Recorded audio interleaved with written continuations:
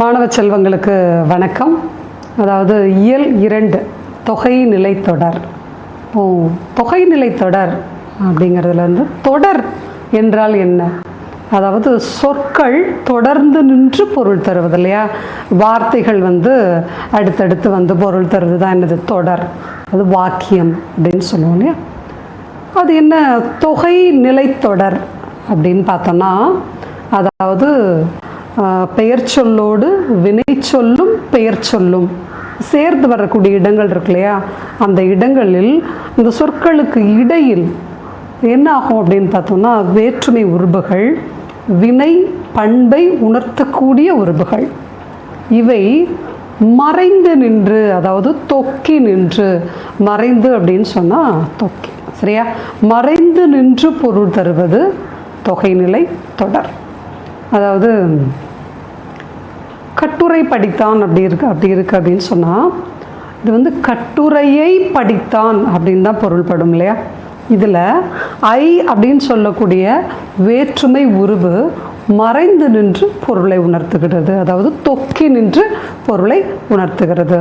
இப்படி வர்றது தான் நம்ம என்ன சொல்லுவோம் அப்படின்னு பார்த்தோம்னா தொகைநிலை தொடர். இதில் முக்கியமான கேள்வி என்ன அப்படின்னு பார்த்தோம்னா, தொகைநிலை தொடர் எத்தனை வகைப்படும் அப்படின்னு சொல்லி ஒரு கேள்வி வரும். அதாவது தொகைநிலை தொடர் 6 வகைப்படும், முக்கியமான ஒரு கேள்வி. அடுத்து முதலாவதாக வேற்றுமை தொகை. வேற்றுமை தொகை எப்போவுமே அந்த முதல் தலைப்புக்கு நம்ம ரொம்ப முக்கியத்துவம் கொடுக்கணும். தொகை அப்படிங்கிறத நம்ம பார்த்தோம் இல்லையா? தொக்கி மறைந்து வருவது. இப்போ வேற்றுமை தொகை அப்படின்னா, இந்த வேற்றுமை அப்படிங்கிற வார்த்தை இங்கே எதை குறிக்கிறது அப்படின்னா, வேற்றுமை உருபுகளை குறிக்கிறது. வேற்றுமை உருபுகள் ஐ, ஆல், கு, இன், அது, கண், இந்த வேற்றுமை உருபுகள் இருக்கு இல்லையா? இந்த வேற்றுமை உருபுகள் இந்த தொடரில் வரும்போது மறைந்து நின்று பொருளை தந்தால் அதுதான் வேற்றுமை தொகை. மதுரை சென்றார் அப்படின்னு ஒரு வாக்கியம். இதில் பார்த்தோன்னா அது உணர்த்தக்கூடிய பொருள் என்னன்னு பார்த்தீங்கன்னா, மதுரைக்கு சென்றார். அதில் பார்த்தோன்னா கு அப்படின்னு சொல்லக்கூடிய அந்த வேற்றுமை உருவு மறைந்து நின்று பொருளை தருகிறது. இப்போ இந்த வேற்றுமை தொகை அப்படின்னு பார்த்துட்டோம் இல்லையா? இதில் இன்னொரு தொகை என்னன்னு பார்த்தோன்னா, உருவும் பயனும் உடன் தொக்க தொகை. அது என்ன? உருவும் பயனும் உடன் தொக்க தொகை. உருவு மறைந்து வருகிறது, அது நம்ம வேற்றுமை உருவு மறைந்து வருவது வேற்றுமை தொகை அப்படின்னு பார்த்தோம். அதில் பயனும் அப்படின்னு ஒரு வார்த்தை சேர்ந்து வருகிறது இல்லையா? உதாரணம் பார்த்தோன்னா, தேர்ப்பாகன் நம்மளுடைய பாடப்புத்தகத்தில் இருக்கக்கூடிய ஒரு வார்த்தை. அதாவது அதை விரித்து சொல்லும்போது, விரிவாக சொல்லணும் அப்படின்னா, தேரை ஓட்டும் பாகன். இந்த வார்த்தையில் பார்த்தோம் அப்படின்னா, தேரை ஐ எனும் வேற்றுமை உருவு மறைந்திருக்கிறது. அதில் பார்த்தீங்கன்னா ஓட்டும் அப்படின்னு சொல்லக்கூடிய ஒரு வார்த்தை, அதாவது அந்த வாக்கியத்தின் பயன் பொருளை உணர்த்தக்கூடிய ஒரு வார்த்தையும் மறைந்து வந்திருக்கிறது. அதாவது தேரை ஓட்டும் பாகன். அப்போது வேற்றுமை உருவும் இருக்குது, அந்த வாக்கியத்தின் பயனை உணர்த்தக்கூடிய அந்த பயன் இருக்கக்கூடிய அந்த சொல்லும் மறைந்திருக்கிறது. அதுக்கு பெயர் தான் வேற்றுமை. அதாவது உருவும் பயனும் உடன் தொக்க தொகை. அதாவது தமிழுக்கு தொண்டு, தமிழுக்கு செய்யும் தொண்டு இல்லையா? தமிழ் தொண்டுன்னு சொல்லுவோம் இல்லையா? தமிழுக்கு செய்யும் தொண்டு. அங்கே கூ எனும் வேற்றுமை உருவும் செய்யும் அப்படிங்கிற சொல்லக்கூடிய அந்த பயனும் மறைந்து வந்திருக்கிறது. இதுதான் என்ன சொல்லுவோம்னா, உருவும் பயனும் உடன் தொக்க தொகை. உருவோடு பயனும் என்னாகுது? மறைந்து வருகிறது, தொக்கி வருகிறது. இதுக்கான விளக்கம். அதாவது உருவும் பயனும் உடன் தொக்க தொகைக்கான விளக்கம். அடுத்து பார்த்தோம் அப்படின்னு சொன்னால் வினை தொகை. நான் சொன்னது போல் அந்த பெயர் அப்படிங்கிறது ரொம்ப முக்கியம். வினை தொகை. வினைத்தொகையை என்ன சொல்லுவோம் அப்படின்னு பார்த்தோன்னா, காலம் கறந்த பெயரச்சம். அதாவது பெயரச்சம் காலம் காட்டும் இல்லையா? இதில் வரக்கூடிய அந்த சொற்கள் எப்படி இருக்கும், அந்த வினைத்தொகை எப்படி இருக்கும்னு பார்த்தோன்னா, முதல்ல வரக்கூடிய அந்த சொல், அதாவது வினைத்தொகையில் முதலில் வரக்கூடிய அந்த பகுதி வினை பகுதியாக இருக்கும். அது காலம் காட்டாது, வினை பகுதியாக இருக்கும். அதை அடுத்து வரக்கூடிய சொல் எப்படி இருக்கும்னு பார்த்தீங்கன்னா, பெயர் சொல்லாக இருக்கும். பார்க்கும்போது கிட்டத்தட்ட பெயர் சொல் மாதிரியே தான் இருக்கும். ஆனால் அந்த பெயரச்ச விகுதி, அந்த காலத்தை காட்டக்கூடிய அந்த பெயரச்ச விகுதி வராது. பெயரச்ச விகுதி வராது, இடைநிலையும் வராது. அதாவது பெயரச்சு விகுதியும் காலம் காட்டும் இடைநிலையும் என்னாகும் அப்படின்னு பார்த்தோம்னா மறைந்து வரும்.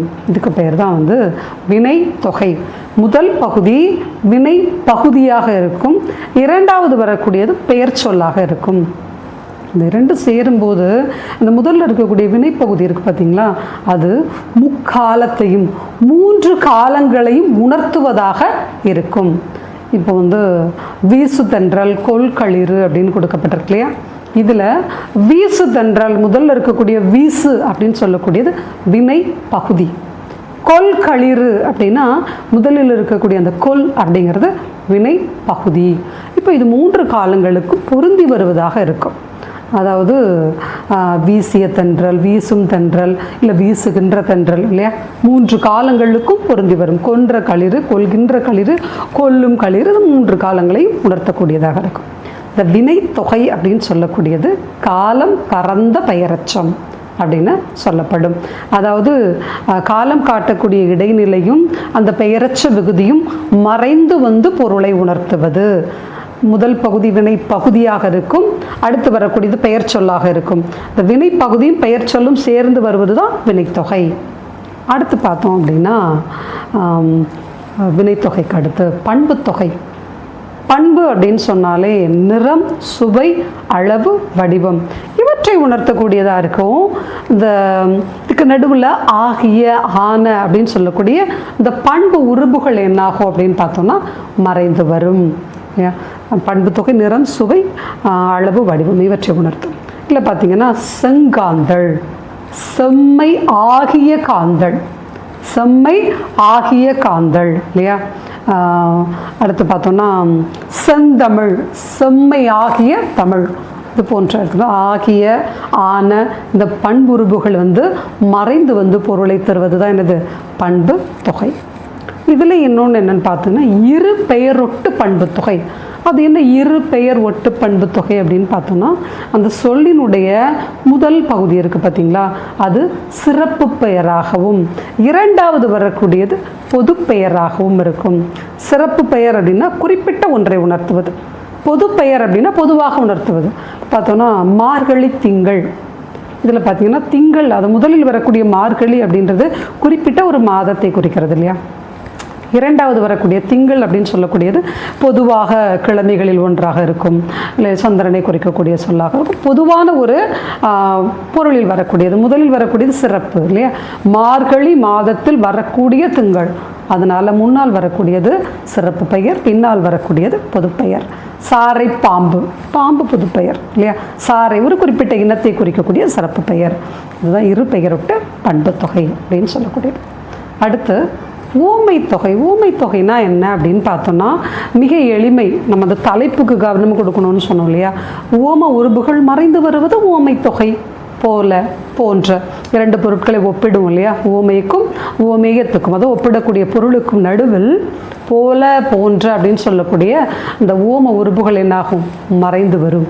அதுதான் என்னது ஓமை தொகை. இல்லை பார்த்தோம்னா மலர்கை, மலர் போன்ற கை, தாமரை பாதம், தாமரை போன்ற பாதம் இல்லையா, இந்த போல, போன்ற இவை மறைந்து வருவது தான் என்னது ஓமை தொகை. அடுத்து உம்மை தொகை. இதுவும் மிக எளிது, தலைப்பு தான் நமக்கு கவனம் இருக்கணும். எனும் இடைச்சொல் மறைந்து வருவது. அந்த எனும் சொல் 2 சொற்களுக்கு நடுவிலும் வரலாம், இறுதியிலும் வரலாம். அப்படி மறைந்து வந்து பொருளை தருவது தான் என்னது உம்மை தொகை. இரவு பகல், தாய் தந்தை இல்லையா, இரவும் பகலும், தாயும் தந்தையும் இல்லையா, இந்த மாதிரி எனும் இடைச்சொல் சொல்லின் இடையிலோ இறுதியிலோ மறைந்து வந்து தொக்கி நின்று இல்லையா பொருளை தருவது தான் என்னது உம்மை தொகை அப்படின்னு சொல்லக்கூடியது. அடுத்து பார்த்தோன்னா அன்மொழி தொகை. அது என்ன அன்மொழி தொகை அப்படின்னு பார்த்தோன்னா, இந்த வேற்றுமை, வினை, பண்பு இதில் இருக்கக்கூடிய இந்த உருபுகள் எல்லாம் இருக்கு இல்லையா, இவை அல்லாமல் வேறு சில சொற்கள் மறைந்து வந்து பொருளை தருவது தான் என்னது அன்மொழி தொகை. அன்மொழி தொகையில் பார்த்தோன்னா முறுக்கு மீசை வந்தார் அப்படின்னா, முறுக்கு மீசையை உடைய அந்த நபர் வந்தார் இல்லையா. சிவப்பு சட்டை பேசினார், சிவப்பு சட்டை அணிந்த நபர் பேசினார். இப்போ வந்து இதில் வேற்றுமை உருபுகளோ இல்லை வினைத்தொகையில் வரக்கூடியதோ இல்லை பண்பில் வரக்கூடியதோ உண்மை தொகையோ ஊமை தொகையோ எந்த உருபுகளுமே நடுவில் வரல. இவை அல்லாமல் வேறு சொற்கள் வந்து பொருளை உணர்த்துவது அன்மொழி தொகை. அதாவது அந்த தலைப்பு நினைவில் வைத்துக்கொள்ள வேண்டும். தலைப்பு நினைவில் இருந்தாலே நம்ம அந்த பொருளை எளிதாக புரிந்து கொள்ளலாம். தொடர்ந்து அடுத்த பதிவில் சந்திக்கலாம்.